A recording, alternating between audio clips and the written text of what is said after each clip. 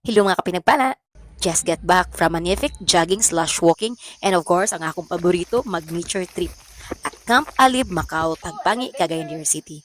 Nothing beats a jet holiday. And right now, bitaw guys, wala giyoy makalupig sa kapresko sa hangin ug sa kanindot gyud sa beauty sa nature. Going sa tong destination guys na 400 steps no pasaka dito. So pag pauli 800 na tanan. I hit the trails early this morning and the sun was just starting to rise. Ang mga tingog sa langgam ug kapresko gid sa hangin ang nahimo gid na mga soundtrack. So if you're looking for a way to clear your mind and get some exercise, I highly recommend good guys getting out into nature. Lahi ra gyud guys ang connection nato sa nature.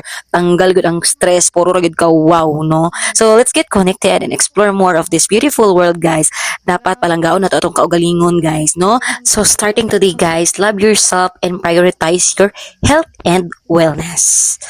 Bye bye.